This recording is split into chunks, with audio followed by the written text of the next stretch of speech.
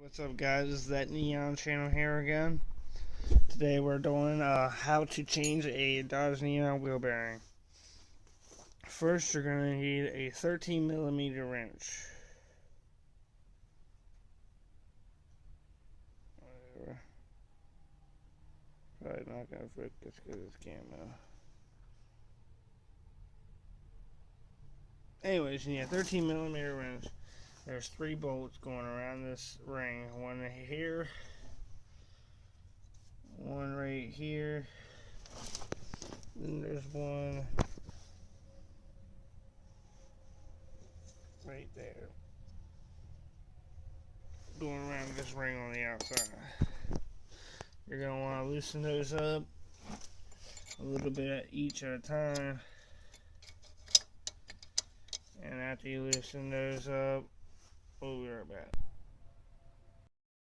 Alright, you guys, after you get these 3 loosened up, 1, 2, 3,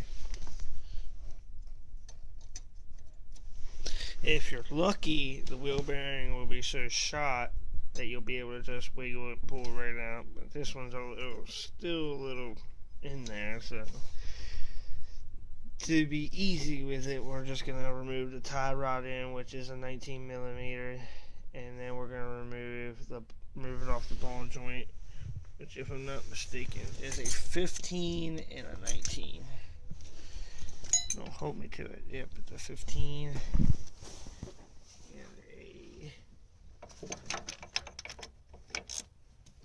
an 18.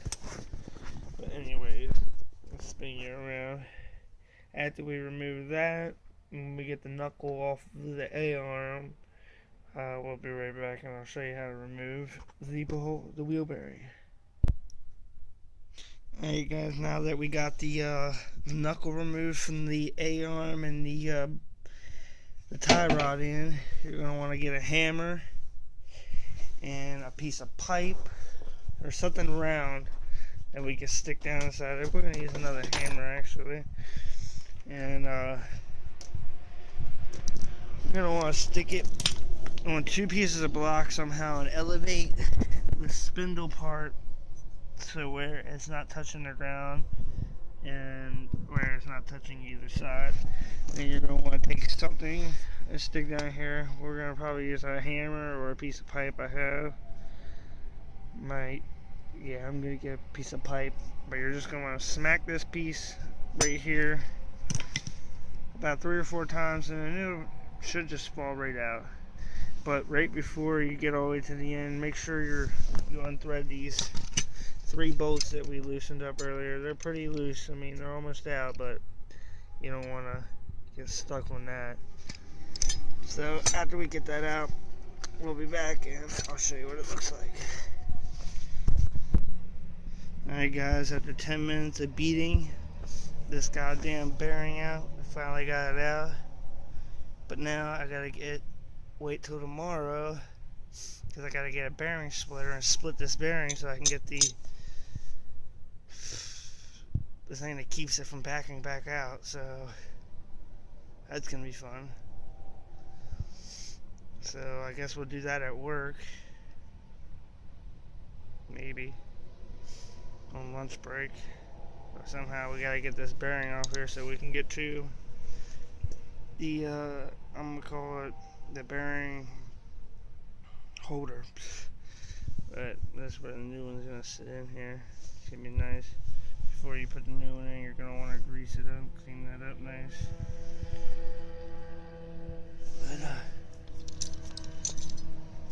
But we'll be back. Alright, guys, rewind back to a little bit ago when I told you to loosen up these 3 bolts. Don't do that. First, flip it over, beat the center one out with a socket that is about the same size as the centerpiece, and then loosen those 3 bolts up and beat the rest of the bearing out. Your job in life will be a lot easier. Trust and believe that. So once I get this centerpiece beat out finally, I'll be back. Alright, I don't know if you guys can hear me, but the easiest way I think to get this bearing off here is going to be to use an air hammer. So we're going to try to chuck at this thing a little bit with this air hammer after my air compressor fills up, and then we'll be back. Alright guys, this thing's been sitting for years. The air hammer's not even working, and I've gotten with the air hammer before, so we're just going to take the cutoff wheel. I don't know why I didn't try that in the first place, and we're just going to shave this fucking bearing off on each side so I can get my piece of metal out of here. So once we get that cut off, we'll be back. Hey guys, after a couple minutes of the cutoff wheel and a couple hits from the air hammer, cracked the bearing in half. We got our little ring out of there. We got her so we can put it in the wheel bearing. We're just straightening her out a little bit. I got it pretty straight. After we get that on there, we'll be back. Alright guys, the battery died on the phone. I got 6% battery, so I want to finish this video up. We got the wheel bearing installed. All you gotta do is you smack it in there with the same size socket as this hole into the old knuckle. You turn it around, you smack the center piece and pop this, the spindle piece bar back out. You put your ring on this inside piece right here. You tighten your ring down. You put a couple threads in your ring. You smack this piece back in. You put your axle nut on. We're gonna buy a brand new axle nut, put on here. We ain't got them yet. We're gonna go get them from the Advanced Auto Parts or Pet Boys. The same thing with the other side. You know, you slide your axle on the transmission first. Back there, make sure it's seated on that transmission seal. Slide this side into the spindle. Remember to bolt your tie rod in back up, which is a 19mm, and you'll need an Allen wrench. Not Allen wrench, but an adjustable wrench to hold this piece while you're tightening it. Same with the struts. You know, don't use a pair of vice grips on the strut. That's a good way to blow a brand new pair of struts. Remember to tighten your ball joint back down right here, which was an 18mm and a 15mm. After you get that all tightened down, you want to put your brand new your brakes on here, whatever brakes you have. Our case, we have brand new drill slides, just like the other side. So here's the brand new drill slide rotor for the passenger side. After you install your brand new rotor, you gotta get the pads out of the trunk. We'll do that later. You're gonna want to mount your bracket up right here with your new pads in there. There's a 10mm. Wow, where am I at? Right here goes a 10mm, and same on the bottom. These are the 10mm.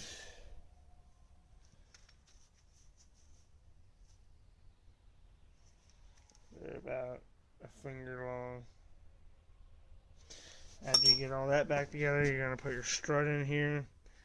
Whatever kind of strut you're using, either regular struts, coilovers, blah blah blah blah. And that's how you change the wheel bearing in a 95 to 05 Dodge Neon regular, non-SRT4.